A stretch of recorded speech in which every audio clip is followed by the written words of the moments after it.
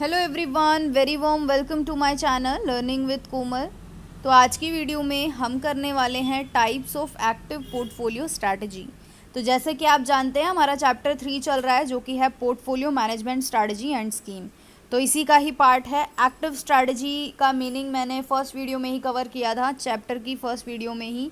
और आज हम इसकी एक्टिव पोर्टफोलियो स्ट्रैटेजी के टाइप्स कवर करेंगे आज की वीडियो में।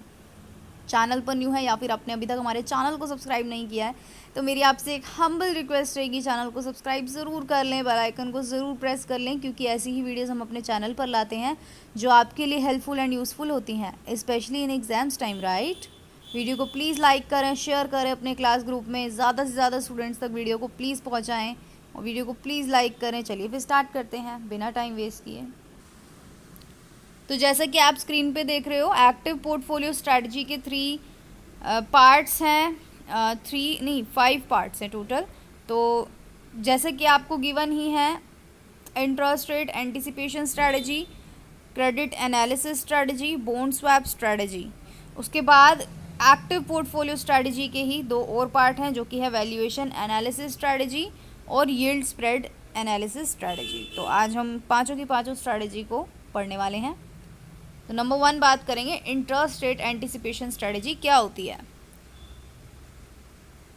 तो anticipation with reference to the interest rate, मतलब हम पहले से ही एंटिसिपेट करके चल रहे हैं इंटरेस्ट रेट्स को, कि जो भी हमने अपने पोर्टफोलियो में फाइनेंशियल इंस्ट्रूमेंट्स इंक्लूड करे हैं उनका इंटरेस्ट रेट क्या होगा, इस चीज़ का एंटिसिपेशन करना, यानी कि पहले से ही अनुमान लगा के हम चल रहे हैं, is made under this strategy. तो इंटरेस्ट रेट एंटिसिपेशन स्ट्रैटेजी में हम हमारे पोर्टफोलियो में मौजूद फाइनेंशियल इंस्ट्रूमेंट्स के इंटरेस्ट रेट को एंटिसिपेट करते हैं। Anticipation of the interest rate is a general function. तो ये क्या है, एक सामान्य कार्य है ना, किसके लिए, पोर्टफोलियो मैनेजर के लिए। लेकिन it is a risky strategy, ये रिस्की स्ट्रैटेजी भी है। क्यों? क्योंकि this strategy is based on uncertain forecast. Because anticipation का मतलब क्या होता है, फोरकास्टिंग करके हम चल रहे हैं, पहले से ही किसी चीज़ का अनुमान लगा के चल रहे हैं। तो अब फ्यूचर में क्या होगा वो सर्टेन तो नहीं होता ना, अनसर्टेन होता है, राइट। तो ये स्ट्रैटेजी अनसर्टेनिटी पर बेस्ड है ना, फोरकास्ट पर बेस्ड है। तो this strategy emphasises on the capital conservation during a rise in the interest rate. तो यहाँ पे बोला गया है कि ये जो स्ट्रैटेजी है वो किस चीज़ पर एम्फसाइज करती है, कैपिटल पर, कैपिटल के कंजर्वेशन पर, during a rise in the interest rate, मतलब इंटरेस्ट रेट जब हमारा जो है बढ़ता है। तो अपोजिट सिचुएशन की बात करें तो during a fall in the interest rate, जब इंटरेस्ट रेट में फॉल आता है यानी कि वो कम होता है, तो this strategy concentrate on an increase in capital. तो ये स्ट्रैटेजी क्या बोलती है कि अपनी कैपिटल को क्या करो, मतलब किस चीज़ पे कॉन्सेंट्रेट करती है, इंक्रीज करने पर कैपिटल को। तो मेन ऑब्जेक्टिव क्या है इस स्ट्रैटेजी का, to provide guidance for the selection of a portfolio, एक गाइडेंस प्रोवाइड कराती है ताकि जो है हम एक पोर्टफोलियो सिलेक्ट करें by the means of the bonds having specified term. तो मतलब ऐसे बॉन्ड्स होने चाहिए जिनका एक स्पेसिफाइड टर्म हो, टाइम पीरियड हो। तो there is another type of interest rate anticipation strategy also which is as follow. तो अब इंटरेस्ट रेट एंटिसिपेशन स्ट्रैटेजी के टाइप्स हमें बोले गए हैं, वो टाइप्स हम लोग पढ़ेंगे। तो नंबर 1 आता है interest rate anticipation swap strategy, इसका एक टाइप हमें गिवन है, अनदर टाइप। तो क्या बोला गया है, interest rate anticipation swap strategy क्या होगा, swap to the purchase and sale of the bonds having different maturity periods are included under this strategy। तो यहाँ पे सिंपल सी बात बोली गई है कि हमें ऐसे बॉन्ड्स परचेज और सेल करने हैं जिनका मैच्योरिटी पीरियड अलग अलग हो, यानी कि सेम मैच्योरिटी पीरियड नहीं होना चाहिए उन बॉन्ड्स का, जो भी हम परचेज या सेल करेंगे उनका मैच्योरिटी पीरियड डिफरेंट होना चाहिए। तो if there is an anticipation of an increase in the interest rate at the time of the maturity of the bond, then the long term bond must be sold out। तो यहाँ पे simple सी बात बोली गई है कि अगर हमने if there is an anticipation of increase, मतलब हमने ये सोचा है, हमने ये अनुमान लगाया है या फिर हमने ये फोरकास्ट किया है कि इंटरेस्ट रेट जो है वो क्या हो गए, बढ़ेंगे, इंक्रीज होंगे at the time of maturity of the bond. कब? जब बॉन्ड्स की मैच्योरिटी होगी तब। तो then the long term bonds must be sold out at the bond and the bonds having short term must be purchase. तो यहाँ पे simple बात ये बोली गई है ना कि लॉन्ग टर्म बॉन्ड्स को आपको सोल्ड कर देना चाहिए, और यहाँ पे बोला गया है कि शॉर्ट टर्म को परचेज करना चाहिए। क्यों? क्योंकि देखो, जब आप शॉर्ट टर्म बॉन्ड्स परचेज करोगे तो ऑब्वियसली उनका मैच्योरिटी पीरियड क्या होगा, कम होगा। तो कम होगा तो जब मैच्योरिटी पीरियड आएगा, हम जानते हैं कि रेट बढ़ेंगे इंटरेस्ट के, तो इससे हमें फ़ायदा होगा। इसीलिए यहाँ पे बात बोली गई है कि लॉन्ग टर्म को आप सोल्ड कर दो बॉन्ड्स को, शॉर्ट टर्म को आप परचेज कर लो, क्योंकि शॉर्ट टर्म में फ़ायदा है। Then the bonds having short term must be sold out, और यहाँ पे बोला गया है ऑन दी कॉन्ट्ररी बात बोली गई है कि if there is an anticipation of a decrease, कि अब अगर ये फोरकास्ट है, यानी कि आप ये मान के चल रहे हो कि इंटरेस्ट रेट जो है वो गिरेंगे, तो then the bonds having short term must be sold out. तब आपको जो है शॉर्ट टर्म को बेच देना है और लॉन्ग टर्म को खरीद लेना है। तो सिंपल सी बात बोली गई है, अगर आपका इंटरेस्ट रेट, अगर आपने ये फोरकास्ट करा है, ये एंटिसिपेट किया है कि इंटरेस्ट रेट बढ़ेंगे, तो आपने क्या करना है, लॉन्ग टर्म वाले को सोल्ड आउट करना है, शॉर्ट टर्म वाले को परचेज कर लेना है। और इसी के उल्टा हाथ बोला गया है, ऑन दी कॉन्ट्ररी ये बोला गया है कि अगर इंटरेस्ट रेट गिरने की संभावना है तो आपने क्या करना है, शॉर्ट टर्म वाले को बेच देना है और लॉन्ग टर्म वाले को खरीद लेना है। Now let's talk about valuation analysis strategy. तो वैल्यूएशन एनालिसिस स्ट्रैटेजी के बारे में हम पढ़ेंगे। तो valuation analysis refers to an intensive analysis, मतलब आप बॉन्ड्स की वैल्यू का एक अच्छी तरीके से इंटेंसिव एनालिसिस कर रहे हो, यानी कि बहुत अच्छी तरीके से विश्लेषण कर रहे हो। तो portfolio manager must necessarily have the knowledge of the bond valuation factor. तो ऑब्वियसली जब आपको एनालिसिस करना है तो एक पोर्टफोलियो मैनेजर को बहुत ज़रूरी हो जाता है इन चीज़ों का ज्ञान होना। किन चीज़ों का? बॉन्ड वैल्यूएशन फैक्टर्स का, कि कैसे आप बॉन्ड वैल्यूएशन करोगे, कैसे उनकी वैल्यू आप निकालोगे, है ना। तो इस चीज़ की नॉलेज होनी चाहिए पोर्टफोलियो मैनेजर को। तो moreover the manager must be capable to identify as well as purchase the bonds having low value. तो यहाँ पे बोला गया है कि मैनेजर मस्ट बी कैपेबल, जो वो मैनेजर है पोर्टफोलियो मैनेजर, वो कैपेबल होना चाहिए आइडेंटिफाई करने के लिए, एज वेल एज परचेज करने के लिए बॉन्ड्स को जिनकी वैल्यू लो है, and to neglect as well as sell the bonds having high value, और जिन बॉन्ड्स की वैल्यू हाई है उनको क्या करना है, सेल करना है, बेच देना है। तो यहाँ पे बोला गया है जिन बॉन्ड्स की वैल्यू कम है उसको तो आपने खरीदना है, और जो वैल्यू, जिन बॉन्ड्स की वैल्यू जो है ज़्यादा है तो उस टाइम पे आपको बेच देना है। ठीक है, कोई इसमें दो राय नहीं है। और over valuation and under valuation of the bonds are based on the relationship between the intrinsic value and the present market value. तो यहाँ पे बोला गया है, देखो हमारे बॉन्ड का ओवर वैल्यूएशन या फिर अंडर वैल्यूएशन किस पे बेस्ड होएगा, किस पे बेस्ड होएगा? ऑब्वियसली प्रेजेंट मार्केट वैल्यू पे होगा, और इंट्रिंसिक वैल्यू जो भी जिस पे भी हमने उसको ख़रीदा था। तो value of the bond in the future time, intrinsic value of the bond get converted into the expected yield to maturity. हम जानते हैं कि फ्यूचर में उस बॉन्ड की वैल्यू ऑब्वियसली रिटर्न मिलेगा तो क्या होगा, एक्सपेक्टेड यील्ड जितनी भी हमें मिलेगी उसमें वो कन्वर्ट होएगी ऑब्वियसली YTM यानी कि यील्ड टू मैच्योरिटी की। भाई मैच्योरिटी के टाइम ऑब्वियसली उसकी वैल्यू तो बढ़ेगी ही ना, बढ़ भी सकती है या कम भी हो सकती है, तो जो भी एक्सपेक्टेड है। तो in case of over valuation में क्या होगा, the expected YTM of bond will be greater than the present market. तो यहाँ पे बोला गया ओवर वैल्यूएशन का मतलब जो यील्ड टू मैच्योरिटी है बॉन्ड्स की वो ज़्यादा होगी प्रेजेंट मार्केट से ओवर वैल्यूएशन के केस में। और whereas the expected YTM of bonds will be less than the present market value in situation of under valuation. तो अंडर वैल्यूएशन के केस में क्या होगा, जो एक्सपेक्टेड यील्ड टू मैच्योरिटी है बॉन्ड्स की वो कम होगी present market yield to maturity से। तो सिंपल सी बात बोली गई है, वैल्यूएशन एनालिसिस स्ट्रेटजी में इंटेंसिव एनालिसिस किया जाता है, साथ ही साथ जो हम जानते ही हैं कि इंट्रिंसिक वैल्यू और हमारी जो है प्रेजेंट मार्केट वैल्यू पे बेस्ड होता है क्या, बॉन्ड्स का अंडर वैल्यूएशन और ओवर वैल्यूएशन।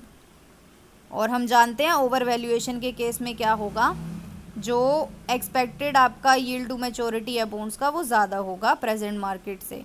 और वही बात करें अंडर वैल्यूएशन के केस में तो आपका YTM ऑफ बॉन्ड क्या होगा, कम होगा प्रेजेंट मार्केट वैल्यू से। तो ये दोनों ही सिचुएशन थी। Let's talk about credit analysis strategy. क्या है क्रेडिट एनालिसिस स्ट्रेटजी, तो an extensive analysis of the issuer of the bond is involved.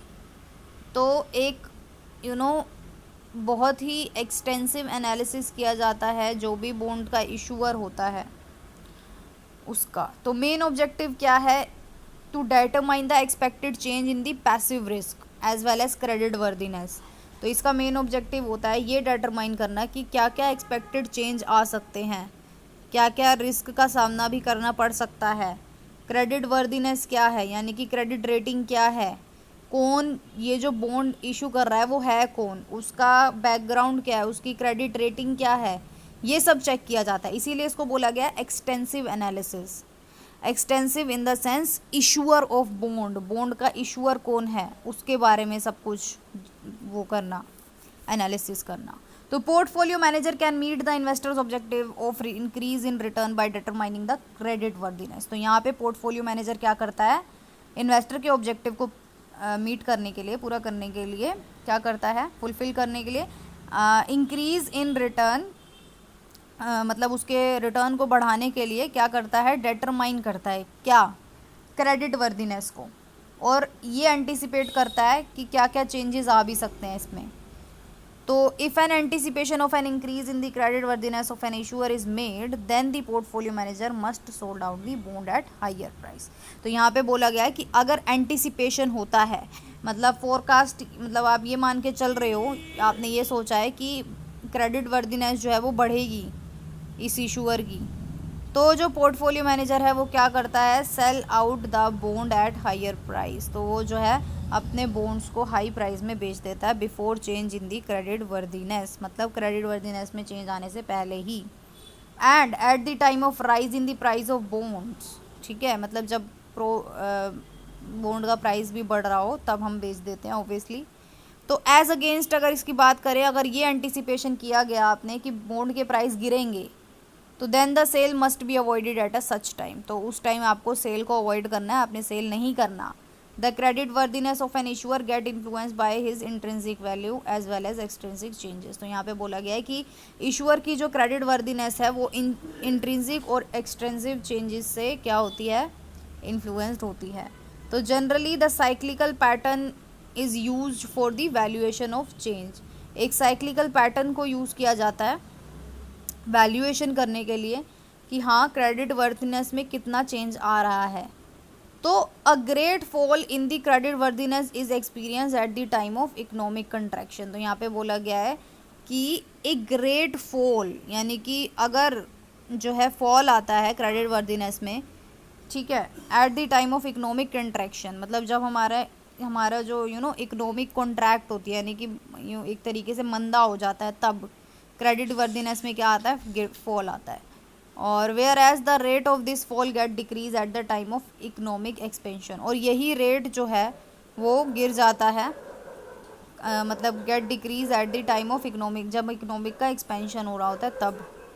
तो the success of this strategy depend completely on the valuation ability of a portfolio manager. तो इस strategy की जो success है वो completely portfolio manager की ability, valuation ability पर ही depend करता है कि पोर्टफोलियो मैनेजर कितना समझदार है, उसको कितना ज्ञान है, उसकी एबिलिटी क्या है हर चीज़ को परखने की, वैल्यूएशन की। तो टोटली ये स्ट्रैटेजी पोर्टफोलियो मैनेजर पर डिपेंड करती है। उसके बाद यील्ड स्प्रेड एनालिसिस स्ट्रेटजी क्या है? तो under the yield spread analysis strategy, इसमें क्या होता है, जो डिफरेंसेस हैं वो इस्टेब्लिश किए जाते हैं between the bond and the criterion of between two bond. मतलब जो डिफरेंसेस हैं वो इस्टेब्लिश किए जाते हैं बॉन्ड्स के बीच में, एंड जो क्राइटेरियन है दोनों के बॉन्ड के बीच का वो। तो its main objective is to earn profit, इसका जो मेन ऑब्जेक्टिव होता है वो क्या होता है, प्रॉफिट अर्न करना होता है from the anticipation of fluctuation in the yield spread. कि इसका मेन ऑब्जेक्टिव क्या होता है, प्रॉफिट कमाना, एंटिसिपेशन।